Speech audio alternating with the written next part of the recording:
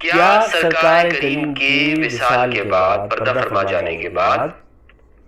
کیا ازواج مطہرات کو گھروں سے نکال دیا گیا تھا؟ محتشم حضرات، پھر سوال کر دیا جاتا ہے کہ اگر انبیاء کا کوئی وارث نہیں بنتا تو پھر ازواج مطہرات کو نبی علیہ السلام کی وفات کے بعد حجروں سے کیوں نہیں نکالا گیا؟ ازواج کو بطور ورثہ کے حجرے کیوں دیے گئے؟ محتشم حضرات، نبی علیہ السلام نے اپنی ظاہری زندگی میں ہر ایک بیوی کو ایک ایک حجرہ بنوا کر ان کے قبضہ میں دے دیا تھا، جس طرح آقا علیہ السلام نے حضرت فاطمہ اور حضرت اسامہ کو گھر بنوا کر علیحدہ ان کے قبضے میں دے دیا تھا، اور ازواج مطہرات نے نبی علیہ السلام کی ظاہری زندگی میں اس پر قبضہ بھی کر لیا تھا۔ تو یہ ان کو بطور میراث نہیں ملے گھر، بلکہ یہ تو سرکار کی ظاہری زندگی میں مل گئے تھے اور انہوں نے قبضہ بھی کر لیا تھا۔ وراثت تو وفات کے بعد ہوتی ہے، تو انہوں نے سرکار کی زندگی میں قبضہ کر لیا تھا، اور معلوم ہوا کہ یہ ہبہ ما قبضہ ہے، اور ہبہ ما قبضہ موجب ملکیت ہوتا ہے، ان کی اپنی ذاتی ملکیت میں وہ آ گئے تھے، نہ کہ انہیں کو بطور ورثہ ملا۔ اور قرآن مجید سے بھی یہ ثبوت ملتا ہے، سورہ احزاب کی آیت نمبر 33 میں ذکر ہے، فرمایا کرن فی بیوتکن، فرمایا اے نبی کی بیویوں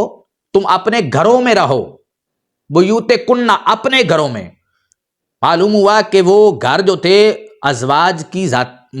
کی ملکیت تھے، ورنہ آتا کرنا فی بیوت الرسول، رسول کے گھر میں رہو۔ محتشم حضرات، اور یہ بھی واضح کرتا چلوں کہ بخاری شریف کی حدیث نمبر 6729 ہے، اس میں موجود ہے، حضرت ابو ہریرہ فرماتے ہیں آقا علیہ السلام نے ارشاد فرمایا لا یقتسم ورثتی دینارا ما ترکت بعد نفقۃ نسائی و معونۃ عاملی فہو صدقہ۔ فرمایا ہماری وراثت تقسیم نہیں ہوتی دینار میں،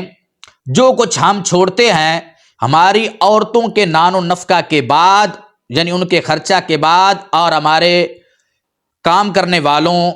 عاملوں کی اجرت کے بعد وہ صدقہ ہوتا ہے۔